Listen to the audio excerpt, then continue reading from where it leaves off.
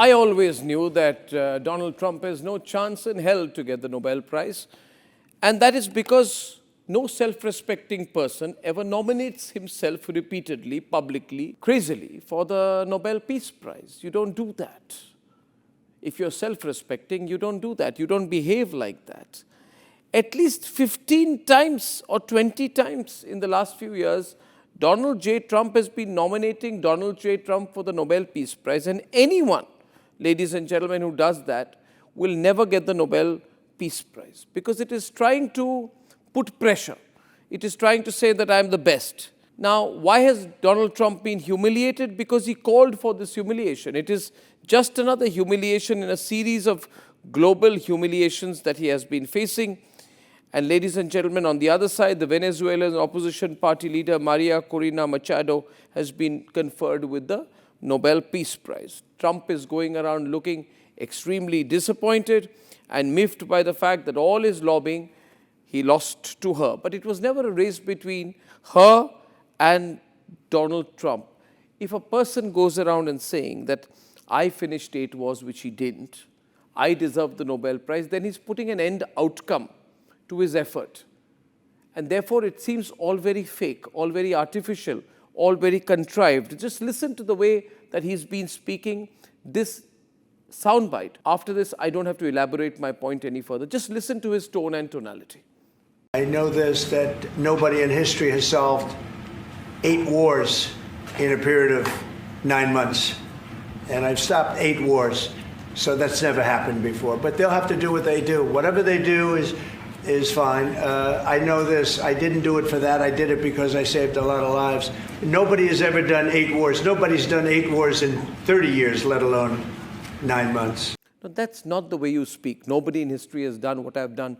There's been nobody in history like me. I'm the first person since the start of human civilization to do this and to do that. Now, Trump was so very vested in the Nobel Peace Prize that he went around convincing other countries like Pakistan to nominate him.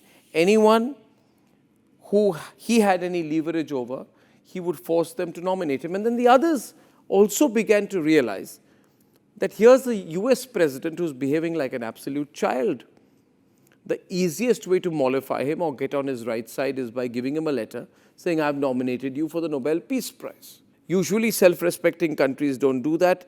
But of course, why did so many people and countries nominate Donald Trump for the Nobel Peace Prize? Because they knew it was his weak spot. It was a way to make him happy. And that's the danger with Trump. He puts himself ahead of his own country. If he actually cared for the United States of America, he would not plead with countries or plead to get the Nobel Peace Prize, because by doing so, he's bringing down the significance of the position of the President of the United States. Netanyahu therefore endorsed him for the Gaza Peace Prize. The whole government of Pakistan came and said that we want him to get the Peace Prize. Cambodia's Prime Minister submitted a nomination in August. Armenia's Prime Minister submitted a nomination. Azerbaijan's President backed his candidacy. Even the Malta Foreign Minister said that he had nominated Trump. Now, this is a pressure tactic. And the Nobel Committee had already stated that no pressure tactics work on them. They have repeatedly said that this is on the principles of the work laid down by Alfred Nobel, the person who established the Nobel Prize. And that is the point which the Nobel Committee member also made when he was asked by a reporter about Trump. Just listen to this. This committee sits in a room filled with the portraits of all laureates, and that room is filled with both courage and integrity. So we base only our decision on the work and the will of Alfred Nobel. So the 2 words they mentioned, courage and integrity. Was he trying to say that the US president lacked courage or integrity? What will Trump do now? Will he impose tariffs on Norway? Already now the worrying sign is that Trump is beginning to get into that I'm just going to lose my temper once again phase. And he has just some time back said, now I'm going to do a trade war with China. Look here, viewers, we have a problem here. And the whole world has realized it's a problem. And the problem is called Donald J. Trump. How can you do this? How can you weave more lies to get yourself nominated? Trump went ahead saying that I brought peace between India and Pakistan.